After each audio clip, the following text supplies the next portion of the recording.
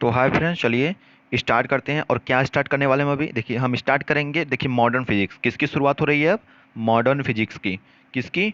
Modern physics की। तो आप अगर यूपी पॉलिटेक्निक के स्टूडेंट हैं सेकंड सेमेस्टर के, ठीक है, तो उन स्टूडेंट के लिए मॉडर्न फिजिक्स, और ये फिजिक्स का लास्ट चैप्टर है मॉडर्न फिजिक्स, ठीक है।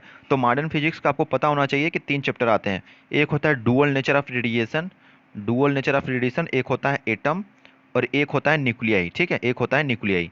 तो ये तीनों चैप्टर पहले डुअल नेचर ऑफ रेडिएशन खत्म होंगे, फिर न्यूक्लियस, फिर एटम, ठीक है फ्रेंड्स। चलिए, तो इसके कुछ इंपॉर्टेंट क्वेश्चंस लाए हैं हम आपके लिए। तो देखिए, इसकी प्रैक्टिस करिएगा, और एमसीक्यू बेस्ड क्वेश्चन आएंगे इस साल यूपी पॉलिटेक्निक सेकंड सेमेस्टर के एग्जाम में, वो आप कर लेंगे, ठीक है। और एक चीज़ याद रखिएगा, आपका काम है यस, यस मीन सब्सक्राइब करना आपका काम है, ठीक है फ्रेंड्स। और एक चीज़ ध्यान दीजिए कि ये 12th वाले बच्चों के लिए भी इंपॉर्टेंट होगा जो 12th में इस साल गए हैं, ठीक है फ्रेंड्स। चलिए, तो स्टार्ट करते हैं। देखिए क्या दिया है इसमें, ठीक है फ्रेंड्स। देखिए, इसमें दिया है the phenomena of emission of photo electron from the surface of metal when A light beam of certain frequency incident on it, this effect is called. तो आपको बता दें, जैसे मान लीजिए कोई मेटल का सरफेस है, ठीक है, और इस पे लाइट आके गिर रही है किसी भी फ्रीक्वेंसी की, सर्टेन फ्रीक्वेंसी की। फ्रीक्वेंसी को किससे डिनोट करते हैं? न्यू से, न्यू से, ठीक है। तो किसी भी फ्रीक्वेंसी की लाइट, सर्टेन फ्रीक्वेंसी मतलब एक फ्रीक्वेंसी उसके लिए बनी है, ठीक है। वो फ्रीक्वेंसी क्या होती है अभी आगे बताएंगे। तो मान लीजिए किसी फ्रीक्वेंसी की लाइट आके यहाँ पे गिर रही है मेटल पे, तो जिसको सरफेस पे इलेक्ट्रॉन है वो बाहर आते हैं, इसी इफेक्ट को करते हैं फोटो इलेक्ट्रिक इफेक्ट। क्या बोलते हैं? Photo electric effect. क्या? फोटो इलेक्ट्रिक इफेक्ट, ठीक है फ्रेंड, फोटो इलेक्ट्रिक इफेक्ट बोलते हैं, ठीक है। चलिए, देखिए इसमें क्या बोल रहा है, इसमें मतलब the phenomena photo electric effect is discovered by. तो फोटो इलेक्ट्रिक इफेक्ट किसके द्वारा डिस्कवर किया गया था? तो सबसे पहला जो फोटो इलेक्ट्रिक इफेक्ट का एक्सपेरिमेंट था उस वो किए थे हेनरिक हर्ट्ज। कौन किया था ये? हेनरिच हर्ट्ज ने किया था 1887 में। हेनरिक हर्ट्ज कब किए थे? 1887 में, ठीक है। देखिए, तीसरा चौथा क्वेश्चन क्या पूछ रहा है, देखिए the emitted electron in photo electric effect is called, मतलब फोटो इलेक्ट्रिक इफेक्ट में जो सरफेस से इलेक्ट्रॉन निकले रहते हैं उन्हें क्या कहते हैं? तो उन्हें कहते हैं फोटो इलेक्ट्रॉन, और उन इलेक्ट्रॉन की वजह से जो उसमें करंट बहने लगता है उसे बोलते हैं फोटो इलेक्ट्रिक करंट, ठीक है। The current produce due to photo electron is called photo electric current. समझ में आ रहा है कि जो इलेक्ट्रॉन निकलते हैं उसे फोटो इलेक्ट्रॉन कहते हैं, जो इलेक्ट्रॉन निकलने की वजह से, इलेक्ट्रॉन क्या है? चार्ज है, तो चार्ज जब निकलेगा तो करंट भी बहेगी, तो उसे कहेंगे फोटो इलेक्ट्रिक करंट, ठीक है। चलिए, पांचवा देखते हैं। देखिए, थ्रेशोल्ड फ्रीक्वेंसी क्या होती है, ठीक है। Threshold frequency, the minimum frequency below which the emission of electron not take place. मतलब ये एक ऐसी फ्रीक्वेंसी होती है जिसके नीचे की अगर फ्रीक्वेंसी की लाइट हम अगर मेटल पे गिराएं, जैसे इस मेटल पे हम किसी भी फ्रीक्वेंसी का लाइट नहीं गिरा सकते, उसी फ्रीक्वेंसी का लाइट गिरा सकते हैं जिसकी फ्रीक्वेंसी थ्रेशोल्ड फ्रीक्वेंसी से ज़्यादा होनी चाहिए, ठीक है। अब एक चीज़ देखिए, यहाँ पे वी नॉट लिखा है, इसको न्यू नॉट से डिनोट करते हैं। थ्रेशोल्ड फ्रीक्वेंसी को न्यू नॉट से डिनोट करते हैं। भी को थोड़ा सा ऐसे बना देंगे तो उसको न्यू बोलते हैं, न्यू नॉट, ठीक है। तो एक चीज़ ध्यान दीजिएगा, मतलब ये एक ऐसी फ्रीक्वेंसी होती है, ऐसी फ्रीक्वेंसी जिसके नीचे अगर फ्रीक्वेंसी, जिसके मतलब ऐसी फ्रीक्वेंसी अगर उससे कम फ्रीक्वेंसी की लाइट हम मेटल सरफेस पे गिराएं तो इमिशन ऑफ इलेक्ट्रॉन नहीं होगा। मतलब ये अगर सरफेस है मेटल का, अगर हम इस पे सर्टेन फ्रीक्वेंसी की सर्टेन फ्रीक्वेंसी की लाइट को गिरा रहे हैं तब फोटो इलेक्ट्रॉन निकल सकता है। अगर मान लीजिए थ्रेशोल्ड फ्रीक्वेंसी से नीचे की, जैसे मान लीजिए ये जो हमने दिया है, ये जो दिया है ये मान लीजिए थ्रेशोल्ड फ्रीक्वेंसी से ज़्यादा है, थ्रेशोल्ड फ्रीक्वेंसी से इसकी फ्रीक्वेंसी ज़्यादा है तब तो इलेक्ट्रॉन निकलेगा। लेकिन अब ये जो दे रहे हैं इसकी फ्रीक्वेंसी अगर थ्रेशोल्ड फ्रीक्वेंसी से कम हो जाएगी थ्रेशोल्ड फ्रीक्वेंसी से, तो इमिशन ऑफ इलेक्ट्रॉन नहीं होगा, ठीक है। तो आप ध्यान दीजिएगा, ऐसी फ्रीक्वेंसी जिसके नीचे की फ्रीक्वेंसी की लाइट अगर मेटल पे गिराएं तो इमिशन ऑफ इलेक्ट्रॉन नहीं होगा, ठीक है। इसको न्यू नॉट से डिनोट करते हैं ना। इससे क्या पता चलता है आपको कि मतलब अगर न्यू मतलब जो भी लाइट हम गिराना चाहें मेटल पे, हर फ्रीक्वेंसी के लाइट पे इलेक्ट्रॉन नहीं निकलेंगे, उसी सर्टेन फ्रीक्वेंसी पे निकलेंगे जो फ्रीक्वेंसी थ्रेशोल्ड फ्रीक्वेंसी से ज़्यादा रहेगी। ध्यान दीजिएगा, बहुत इंपॉर्टेंट कॉन्सेप्ट है ये। इसको बोलते हैं फ्रीक्वेंसी, इसको बोलते हैं थ्रेशोल्ड फ्रीक्वेंसी। फ्रीक्वेंसी जब थ्रेशोल्ड फ्रीक्वेंसी से ज़्यादा रहेगी तभी इलेक्ट्रॉन का एमिशन होगा, ठीक है फ्रेंड्स। चलिए, देखिए थ्रेशोल्ड वेवलेंथ क्या होता है। तो थ्रेशोल्ड वेवलेंथ होता है ऐसा वेवलेंथ जिसके ऊपर फ्रीक्वेंसी, देखिए आपको एक मैं रिलेशन बता रहा हूँ, ठीक है। ये ध्यान दीजिएगा, जो फ्रीक्वेंसी होती है वो होती है सी बाई लेमडा। क्या होती है? सी बाई लेमडा। फ्रीक्वेंसी बराबर c by lambda, c means speed of light और लेमडा मीन्स वेवलेंथ। तो आप यहाँ पे देख रहे हैं अगर यहाँ पे थ्रेशोल्ड, ये थ्रेशोल्ड फ्रीक्वेंसी से ज़्यादा होता था तो ये ज़्यादा होगा तो ये कम होगा, इन्वर्सली प्रोपोर्शनल है, ठीक है। तो इसका रिलेशन क्या हो जाएगा, मतलब ऐसा वेवलेंथ, मतलब ऐसा लेमडा जिसके ऊपर की अगर, मान लीजिए ये लेमडा है, थ्रेशोल्ड है ना, थ्रेशोल्ड वेवलेंथ, मतलब मैं बता रहा हूँ आपको थ्रेशोल्ड वेवलेंथ क्या होता है। देखो थ्रेशोल्ड वेवलेंथ वो वेवलेंथ है जिसके जिसके ऊपर का अगर किसी भी लाइट का वेवलेंथ लेंगे तो इमिशन ऑफ इलेक्ट्रॉन नहीं होगा। और उल्टा था किसमें, फ्रीक्वेंसी में, मतलब अगर भी न्यू न्यू नॉट से ज़्यादा रहेगा तब इमिशन ऑफ इलेक्ट्रॉन रहेगा, ठीक है, होगा। देखिए और इसको क्या, इससे किससे डिनोट करेंगे, लेमडा नॉट से, लेमडा नॉट से थ्रेशोल्ड वेवलेंथ को डिनोट करेंगे। तो आप अपना ध्यान दीजिएगा, अगर लेमडा नॉट, ठीक है, लेमडा नॉट अगर स्मॉल रहेगा, सॉरी, अगर लेमडा नॉट नॉट स्मॉल रहेगा लेमडा से, ठीक है, लेमडा नॉट अगर स्मॉल रहेगा लेमडा से, तो कभी भी इमिशन ऑफ इलेक्ट्रॉन नहीं होगा। क्योंकि देखिए डिफिनेशन में क्या बोल रहा है, the maximum wavelength above which emission of electron not plate, मतलब ये वो मैक्सिमम वेवलेंथ है जिसके ऊपर का वेवलेंथ लेंगे तो कभी भी इमिशन ऑफ इलेक्ट्रॉन नहीं होगा। मतलब हमको हमेशा जो लेमडा की वैल्यू लेनी होगी वो लेमडा नॉट से कम लेनी होगी, ठीक है।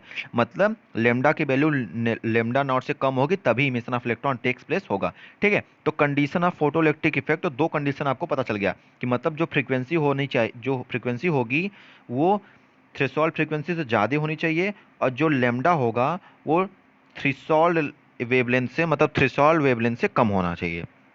समझ में आ गया। और ऐसे भी अगर आप इस रिलेशन से देखेंगे nu is equal to c by lambda तो भी होगा, अगर न्यू ज़्यादा रहेगा तो लेमडा कम होना चाहिए। मतलब यही दो हैं और ये बहुत इंपॉर्टेंट है। मतलब फ्रीक्वेंसी अगर थ्रेशोल्ड फ्रीक्वेंसी ज़्यादा रहेगी तब इमिशन ऑफ इलेक्ट्रॉन होगा, और लेमडा लेमडा नॉट से कम होगा तब इमिशन ऑफ इलेक्ट्रॉन होगा, ठीक है। Another name of threshold frequency, तो थ्रेशोल्ड फ्रीक्वेंसी का अनदर नेम क्या है, कट ऑफ फ्रीक्वेंसी, ठीक है। Cut off frequency another name है किसका, थ्रेशोल्ड फ्रीक्वेंसी का, कट ऑफ फ्रीक्वेंसी, ठीक है फ्रेंड। चलिए, and the name of threshold wavelength तो कट ऑफ वेवलेंथ, ठीक है। चलिए आगे बढ़ते हैं। The minimum negative potential for which value of photoelectric current is zero. देखिए ऐसा ऐसा पोटेंशियल, ये सबसे कम वैल्यू है ना पोटेंशियल का, निगेटिव ऐसा सबसे कम पोटेंशियल जिस पे फोटोइलेक्ट्रिक करंट की वैल्यू जीरो हो जाए। मतलब फिर से समझ लीजिए आप, देखिए the minimum negative potential for which value of photo electric current is zero. Photo electric current zero हो जाए कब, जब पोटेंशियल की वैल्यू मिनिमम निगेटिव हो। मतलब ये ऐसी वैल्यू है, एक ऐसी निगेटिव वैल्यू है, एक कौन सी वैल्यू है, निगेटिव वैल्यू। ये ऐसी सबसे कम निगेटिव वैल्यू है जिस पे फोटो इलेक्ट्रिक करंट की वैल्यू जीरो होती है, उसी को बोलते हैं स्टॉपिंग पोटेंशियल, जिसको कैपिटल भी और जीरो से मतलब भी नॉट से डिनोट करते हैं। इसको कट ऑफ पोटेंशियल भी बोलते हैं, स्टॉपिंग पोटेंशियल भी बोलते हैं। इसका डिफिनेशन पूछ सकता है या फिर पूरा लिख के बोल सकता है इसे क्या बोलते हैं। तो ध्यान दीजिएगा, मिनिमम मिनिमम निगेटिव वैल्यू, ठीक है, ये कौन सी वैल्यू होती है, मिनिमम नेगेटिव वैल्यू जिसके लिए फोटो इलेक्ट्रिक करंट की जो वैल्यू होती है वो जीरो हो जाती है। Minimum negative value is equal to zero. Zero क्या है, करंट, मतलब फोटो इलेक्ट्रिक करंट की वैल्यू जीरो हो जाएगी कब, जब पोटेंशियल मिनिमम निगेटिव रहेगा। उस पोटेंशियल को कहेंगे स्टॉपिंग पोटेंशियल, ठीक है फ्रेंड्स। चलिए देखिए formula for kinetic max related to stopping potential. Potential के केस में काइनेटिक एनर्जी का फार्मूला देखेंगे तो आपको पता होगा kinetic energy is equal to, देखिए kinetic energy is equal to होता है हाफ एम भी स्क्वायर। और आपको फाइंड क्या करना है, मैक्स फाइंड करना है। तो काइनेटिक एनर्जी मैक्स हो जाएगा, काइनेटिक एनर्जी मैक्स हो जाएगा, यहाँ पे वेलोसिटी मैक्स हो जाएगी ना, काइनेटिक एनर्जी मैक्स तो वेलोसिटी मैक्स। चलिए करते हैं, देखिए अब काइनेटिक एनर्जी, अब देखिए और एक चीज़ ध्यान देगा, जो काइनेटिक एनर्जी मैक्स की वैल्यू होती है डुअल नेचर ऑफ रेडिएशन में, वो होती है इलेक्ट्रॉन और गुड़े करते हैं वी नॉट से। वी नॉट क्या है, स्टॉपिंग पोटेंशियल। ध्यान दीजिएगा मैं फिर से बता दे रहा हूँ, काइनेटिक एनर्जी की वैल्यू होगी ई वी नॉट, कब, जब काइनेटिक एनर्जी मैक्सिमम पूछेगा तो काइनेटिक एनर्जी की वैल्यू होगी ई वी नॉट। ई क्या है, इलेक्ट्रॉन है, और वी नॉट क्या है, स्टॉपिंग पोटेंशियल, ठीक है। और आपको भी बताया kinetic energy is equal to होता है half m v square max, v square max, v max का स्क्वायर, मतलब वेलोसिटी मैक्सिमम होनी चाहिए, ठीक है। तो उसी का जो वैल्यू होगा, जैसे मान लीजिए मैं आपको अच्छे से समझाता हूँ देखिए आपको पहले इसे पता हुआ कि नहीं, काइनेटिक के ई मैक्स की वैल्यू कितनी होती है, ई वी नॉट, यही होती है, यही होती है ना, ई वी नॉट। और एक चीज़ बता दें कि जो काइनेटिक एनर्जी का जो फार्मूला होता है, हम लोग जो पढ़ते हैं वो होता है हाफ एम भी स्क्वायर। तो आपको भी मैक्स निकालना है ना, यहाँ पे काइनेटिक मैक्स निकालना है एम, तो भी एम हो जाएगा, ठीक है। और एक चीज़ ध्यान दीजिए, चलिए अब आपको बताते हैं। देखिए, अब जो काइनेटिक एनर्जी की वैल्यू है हाफ एम भी स्क्वायर, उसको हम यहाँ पे रख दें ना, तो क्या हो जाएगा, हाफ एम भी मैक्स हो जाएगा, भी मैक्स का square is equal to e v naught, ये हो जाएगा इक्वेशन, ठीक है। ये बन जाएगा आपका नया इक्वेशन, ठीक है फ्रेंड्स। ये देखिए क्या बना है, हाफ एम भी यहाँ पे मैक्स हो जाएगा, भी मैक्स का square is equal to e v naught, ये हो जाएगा रिलेशन, ठीक है। चलिए आगे देखते हैं। देखिए वर्क फंक्शन के बारे में पढ़ लेते हैं थोड़ा सा। वर्क फंक्शन क्या होता है, the minimum amount of energy required to eject an electron from outermost surface of metal. Metal के सरफेस से इलेक्ट्रॉन को निकालने के लिए, मेटल के सरफेस से इलेक्ट्रॉन को निकालने के लिए सबसे कम एनर्जी जो चाहिए होती है उसी को बोलते हैं वर्क फंक्शन। मतलब किसी भी मेटल के सरफेस पे इलेक्ट्रॉन को निकालने के लिए कम से कम जो एनर्जी चाहिए होती है उसी को वर्क फंक्शन बोलते हैं, डब्ल्यू, या इसको फाई जीरो से भी डिनोट करते हैं ना, फाई जीरो या डब्ल्यू से, किससे किससे, डब्ल्यू से या फाई जीरो से, ठीक है। चलिए कभी कभी फाई जीरो से डिनोट कर देते हैं, कभी कभी किसी बुक में डब्ल्यू से। और ध्यान दीजिएगा, आपको समझा ना, कम से कम एनर्जी जो चाहिए होती है किसी भी मेटल के सरफेस से इलेक्ट्रॉन को निकालने के लिए, उसी को बोलते हैं वर्क फंक्शन। और वर्क फंक्शन का फॉर्मूला जो होता है एच, या छोटा भी है मतलब फ्रीक्वेंसी है new not, H new not. जहाँ पे छोटा भी लिखा होगा वहाँ पे ध्यान दीजिएगा, वहाँ पे मैंने लिखा है न्यू, और जहाँ पे कैपिटल भी रहेगा उसका मतलब पोटेंशियल हो जाएगा ना। चलिए देखिए, अब W इज इक्वल टू क्या हो गया, W इज इक्वल टू हो गया वर्क फंक्शन बराबर एच न्यू नॉट, ये क्या हो गया, वर्क फंक्शन। और आपको बता दें कि अभी मैंने बताया था ना, फ्रीक्वेंसी इज इक्वल टू होता है C अपॉन लेमडा, तो स्पीड ऑफ लाइट तो कांस्टेंट होती है, तो यहाँ पे लेमडा क्या हो जाएगा, जब यहाँ भी नॉट, जब न्यू नॉट करेंगे तो लेमडा भी लेमडा नॉट हो जाएगा। इसी तरह W का जो वैल्यू रहेगा, W का वैल्यू क्या हो जाएगा, H, और न्यू नॉट की जगह क्या लिखेंगे, C बाई लेमडा नॉट। तो इसका फॉर्मूला पूरी तरह से क्या बनेगा, बनेगा कि W is equal to s c by lambda zero. देखिए यहाँ पे लेमडा नहीं लिखा रहा था कीबोर्ड में, इसलिए मैंने लिखा है लेमडा जीरो। फिर से समझा देता हूँ क्योंकि इंपॉर्टेंट कंसेप्ट है, बताना जरूरी है। W इज इक्वल टू होता है एच न्यू नॉट, और न्यू की वैल्यू क्या होती है, C बाई लेमडा, और यहाँ पे अगर जीरो लगा देंगे न्यू नॉट तो यहाँ पे लेमडा नॉट हो जाएगा, तो यहाँ पे वैल्यू रख दो, न्यू नॉट की वैल्यू रखोगे तो C बाई लेमडा जीरो। तो पूरी तरह से वर्क फंक्शन की जो वैल्यू होगी क्या हो जाएगी, W is equal to s c by lambda naught, ठीक है, लेमडा जीरो लेमडा नॉट, ठीक है। चलिए according to Planck's theory, Planck ने क्या बताया था, देखिए प्लैंक ने बताया था कि जो रेडिएशन होता है वो टीनी पैकेट्स कंटेन किया रहता है, उसी टीनी पैकेट्स को फोटान कहते हैं या क्वांटा कहते हैं, क्या कहते हैं, फोटान भी कहते हैं और क्वांटा भी कहते हैं, इतना ध्यान रखिए। प्लैंक्स ने क्या बताया था कि जो लाइट होता है, लाइट रेडिएशन होता है, वो क्या, मतलब उसमें क्या पाया जाता है, उसमें एनर्जी के पैकेट्स होते हैं, उन्हीं पैकेट्स को फोटान या क्वांटा कहते हैं, ठीक है। और एक चीज बता दें कि इन्होंने एक इक्वेशन में दिया था एनर्जी ऑफ फोटान का, क्या दिया था, एनर्जी ऑफ फोटान का एक फॉर्मूला भी दिया था, एनर्जी ऑफ फोटान। तो एनर्जी ऑफ फोटान इन्होंने बताया था कि एच न्यू होता है, ठीक है, एच न्यू, यही बताया था इन्होंने। प्लैंक ने ये बताया था कि एनर्जी बराबर होता है एच न्यू, फोटान का एनर्जी निकालना होगा तो एनर्जी बराबर एच न्यू का फॉर्मूला निकालेंगे। और यहाँ पे एच क्या है, प्लैंक कांस्टेंट, क्या है, प्लैंक कांस्टेंट, क्या है, प्लैंक कांस्टेंट, इसकी वैल्यू होती है 6.63 इंटू 10⁻⁻34 जूल सेकेंड, ठीक है, जूल सेकेंड। ध्यान दीजिएगा ये किसकी वैल्यू है, एच की, प्लैंक कांस्टेंट, एच क्या है आपका, प्लैंक कांस्टेंट, ठीक है फ्रेंड्स, आपको बता दें एच प्लैंक कांस्टेंट है।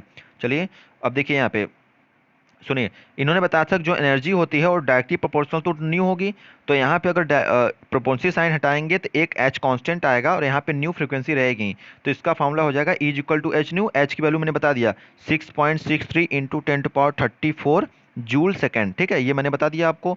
और न्यू क्या है, फ्रीक्वेंसी, और फ्रीक्वेंसी बराबर क्या होता है, न्यू बराबर होता है C बाई लेमडा, याद रखिएगा C बाई लेमडा। तो यहाँ से अगर फॉर्मूला निकालें तो इसका फॉर्मूला ऐसे बन जाएगा ना, E equal to h c by lambda, ठीक है। चलिए तो नोट करते रहिएगा सब फॉर्मूला।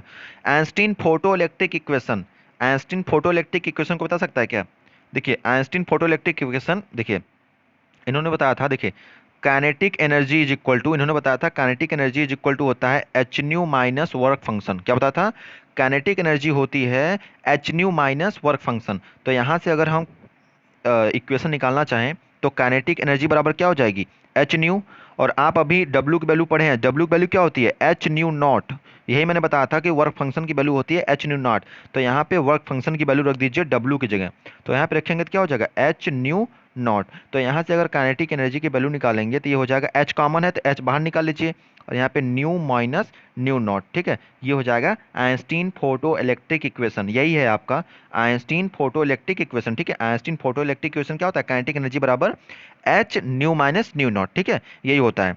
और एक चीज़ ध्यान दीजिएगा, यहाँ पे जो न्यू नॉट है इसे बोलते हैं थ्रेशोल्ड फ्रीक्वेंसी, और इसे बोलते हैं फ्रीक्वेंसी, ठीक है। चलिए, अब अगर आपको इसके आगे सॉल्व करना है तो आप कर सकते हैं। देखिए kinetic energy is equal to है h nu minus nu naught. तो अगर आपको इसको आगे सॉल्व करना है ना तो कुछ नहीं करना होगा। देखिए काइनेटिक एनर्जी की वैल्यू कितनी होती है, अभी मैंने बताया था वहाँ पे जब रिलेशन बताया था स्टॉपिंग पोटेंशियल के केस में, तो वहाँ पे काइनेटिक एनर्जी की वैल्यू होती थी ई वी नॉट, ठीक है। यहाँ वी नॉट स्टॉपिंग पोटेंशियल है, तो यहाँ पे रखिए H we minus nu naught. तो ये आगे सॉल्व कर रहे हैं, फोटो इलेक्ट्रिक इक्वेशन आपको बता चुके हैं। तो यहाँ से अगर स्टॉपिंग पोटेंशियल निकालना है आपको तो क्या हो जाएगा, एच बाई ई, ई यहाँ पे डिनोमिनेटर में आ जाएगा और ये v माइनस वी नॉट रहेगा, ठीक है। तो यहाँ से आपको आ गया, अगर मान लीजिए कभी क्वेश्चन पूछ दे आपसे कि स्टॉपिंग पोटेंशियल निकालो तो यहाँ से आप स्टॉपिंग पोटेंशियल निकालेंगे, ठीक है। चलिए आगे बढ़ते हैं। एनर्जी ऑफ फोटॉन, ये मैंने आपको अच्छे से समझा दिया कि प्लैंक ने बताया था एनर्जी इज इक्वल टू होती है एच न्यू, ठीक है, और न्यू की वैल्यू होती है सी बाई लेमडा। तो उसी तरह ई की वैल्यू हो जाएगी एच सी बाई लेमडा। अगर सीधे फ्रीक्वेंसी दिया है तो ये लगा देंगे, और फ्रीक्वेंसी नहीं दिया है, लेमडा दिया है तो ये लगा देंगे। और सी यहाँ पे क्या है, सी है स्पीड ऑफ लाइट, क्या है, स्पीड ऑफ लाइट। और स्पीड ऑफ लाइट आपको जरूर पता होना चाहिए, ये होता है 3 × 10⁸ मीटर पर सेकेंड, ठीक है, 3 × 10⁸ मीटर पर सेकेंड, ठीक है। चलिए डी ब्रॉगली वेवलेंथ, देखिए डी ब्रॉगली वेवलेंथ क्या होता है, ये भी एक साइंटिस्ट है, इन्होंने क्या बताया था, इन्होंने बताया था कि जो लाइट होती है, लाइट के पास दो नेचर होते हैं। कितने नेचर होते हैं, दो नेचर, ठीक है, दो नेचर।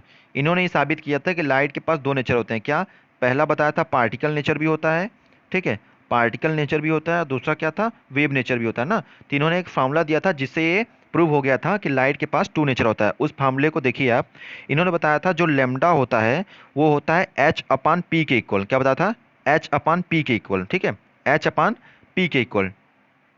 मतलब एच यहाँ पे प्लैंक कांस्टेंट है, प्लैंक का कांस्टेंट है ये, और पी क्या है, momentum of particle, momentum of particle, ठीक है, मोमेंटम ऑफ पार्टिकल। और ध्यान दीजिएगा यहाँ जो वेवलेंथ है ना, ये लेमडा, सॉरी ये वेवलेंथ लेमडा है, और ये वेव की प्रॉपर्टी होती है, और मोमेंटम पार्टिकल की प्रॉपर्टी होती है। तो इन्होंने एक ही फार्मूले से इन्होंने दोनों बता दिया था कि क्या होता है ये डी ब्रॉगली वेवलेंथ। और ध्यान दीजिएगा एक चीज़ और, कि लेमडा इज इक्वल टू, अगर स्पीड ऑफ लाइट सी मान लें तो देखिए, एक मिनट, देखिए लेमडा इज इक्वल टू होता है एच अपन पी, और मोमेंटम क्या होता है, मोमेंटम इज इक्वल टू होता है मास इनटू वेलोसिटी, एम भी होता है, ठीक है।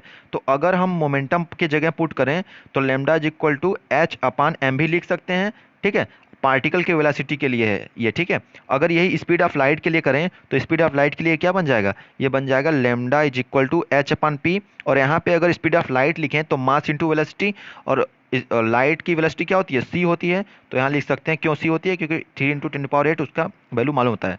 तो एच अपान एम सी लिख सकते हैं, मतलब लाइट के केस में एच अपान एम सी लिख सकते हैं, और पार्टिकल के केस में एच अपान एम भी लिख सकते हैं। ये है आपका डी ब्रोगली वेवलेंथ, ठीक है। Relation between stopping potential and threshold frequency, देखिए ये बहुत अच्छा रिलेशन है, इसको मैं बता देता हूँ। स्टॉपिंग पोटेंशियल किसे बोलते हैं, देखिए स्टॉपिंग पोटेंशियल मतलब भी नॉट की वैल्यू, और थ्रेशोल्ड फ्रीक्वेंसी मतलब न्यू नॉट। देखिए यही अंतर है, जहाँ पे भी कैपिटल भी और नॉट होगा वहाँ पे स्टॉपिंग पोटेंशियल मैंने समझ लीजिएगा, और जहाँ पे छोटा भी नॉट होगा वहाँ पे थ्रेशोल्ड फ्रीक्वेंसी। तो इन दोनों के बीच में रिलेशन देना है तो दे दीजिए रिलेशन। तो इन दोनों के बीच में रिलेशन होता है, तो मैं आपको पहले से बता चुका हूँ, ठीक है। जब आप इसका वैल्यू निकाल रहे थे, सॉरी थ्रेशोल्ड फ्रीक्वेंसी के रूप में निकालना है ना, तो ये मैंने आपको बता चुका है पिछले, जब अभी आइंस्टीन इक्वेशन जब बताया तभी बताया, क्या बताया था कि भी नॉट की जो वैल्यू होती है वो होती है एच अपान ई, और यहाँ पे न्यू माइनस न्यू नॉट, ठीक है, यही था। तो दोनों का रिलेशन यही है, ठीक है।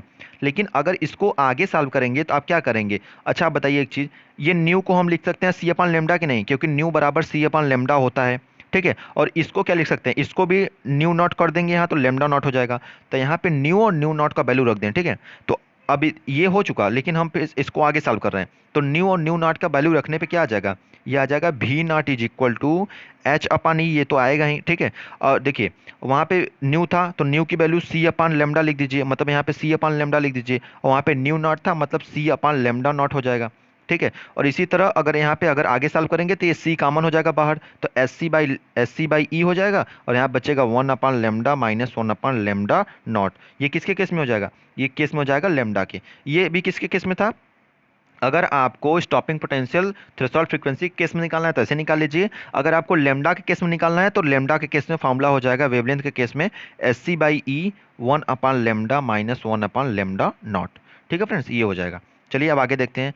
अब क्या है, देखिए फोटो इलेक्ट्रिक इमिशन ला के हिसाब से, मतलब जो ला फोटो इलेक्ट्रिक इमिशन है, जो ला है, सिद्धांत दिया गया फोटो इलेक्ट्रिक इक्वेशन का, तो the time gap between incident of light and emission of electron is, मतलब कितना समय लगता है जब इस पर कोई लाइट गिरेगी और इलेक्ट्रॉन बाहर निकलेगा, तो इसमें कितना समय लगता है, तो इसमें बहुत ही कम समय लगता है। वो समय है 10⁻⁻9 सेकेंड से भी ज़्यादा कम समय लगता है, मतलब लेस देन 10⁻⁹ सेकेंड, मतलब 10⁻⁹ सेकेंड से भी कम समय लगता है कि लाइट तुरंत गिरेगी और तुरंत इमिशन हो जाएगा। ठीक है, और 1 इलेक्ट्रॉन वोल्ट कितना होता है, 1 इलेक्ट्रॉन वोल्ट को अगर आपको जूल में बदलना है तो 1 इलेक्ट्रॉन वोल्ट होता है 1.6 इंटू 10⁻⁹ जूल। आपको कभी क्वेश्चन में इलेक्ट्रॉन वोल्ट आंसर आपका इलेक्ट्रॉन वोल्ट में आ रहा हो लेकिन पूछा जूल में हो, तो जब इलेक्ट्रॉन वोल्ट में आ रहा हो उसको 1.6 इंटू 10⁻⁹ कर देंगे तो जूल में आंसर आ जाएगा। ठीक फ्रेंड्स, चलिए 1 मेगा इलेक्ट्रॉन वोल्ट को किस पे कर सकते हैं, ठीक है,